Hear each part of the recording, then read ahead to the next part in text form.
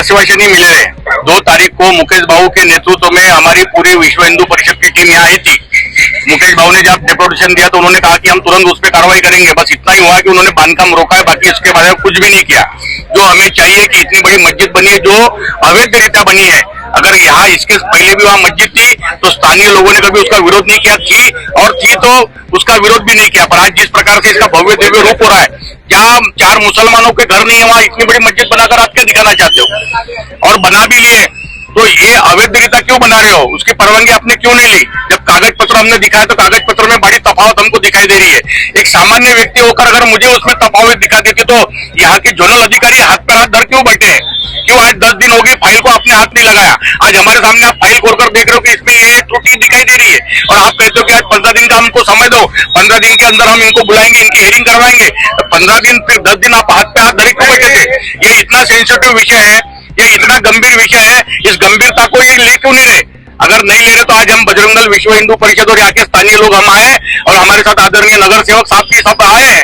तो हम यही बताना चाहते हैं, हमने राउत साहब को सीधा बताया कि 15 दिन के अंदर अगर कार्रवाई नहीं हुई तो यह हम सारे लोग रास्ते पर उतरकर इस आंदोलन करेंगे। और अगर आंदोलन करते समय लॉ एंड ऑर्डर बिगड़ता है तो इसकी पूरी जिम्मेदारी शत्रुंजीपुरा जोन की रहेगी। ये आज आपके सामने हम बता रहे हैं। अधिकारियों ने क्या ये कहा कि मस्जिद जो है अवैध रूप से बांधी जा रही है?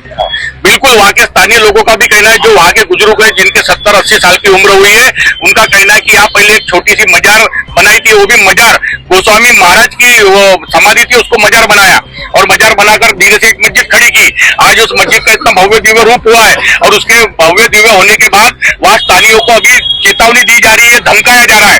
अभी 8 दिन पहले 12 दिन पहले एक व्यक्ति गए कि भाई सवेरे की जो अजान होती है वो भोंगे की आवाज कम करो, मेरे बच्चे पढ़ाई कर रहे हैं। तो वहाँ का मौलवी बाहर निकलकर बोलता है कि आपको अजान की आवाज इतनी सुननी पड़ेगी, नहीं सुनने तो यहाँ से घर बेचकर चले जाओ।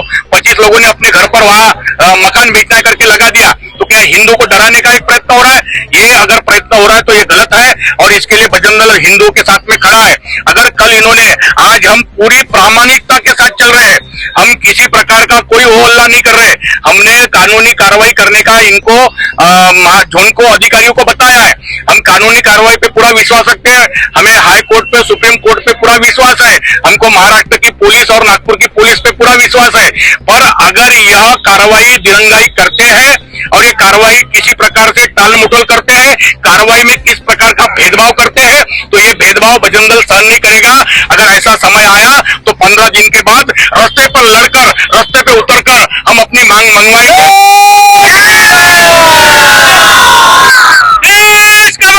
की नमाज होने के बाद में लोगों का यह आरोप है, स्थानीय लोगों का, कि गाड़ियां पार्किंग की जगह नहीं है और जब हम गाड़ियां हटाने के लिए कहते हैं तो वाद विवाद की स्थिति उत्पन्न होती है। बिल्कुल सही बात है, आपने जो सुना ये सही बात है। आज से नहीं हो रहा है, गत 9-10 वर्ष से ज्यादा ही हो रहा है।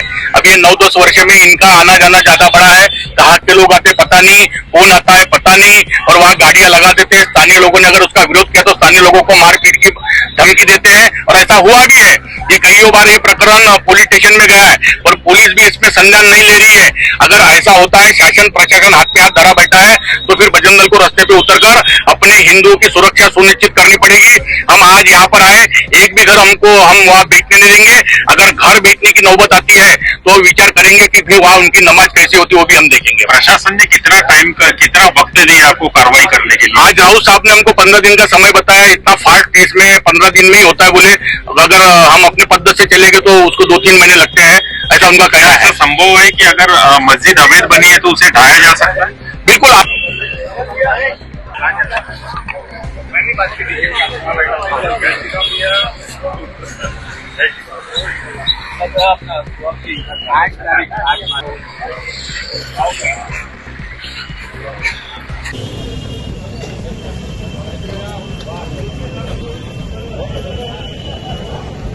लो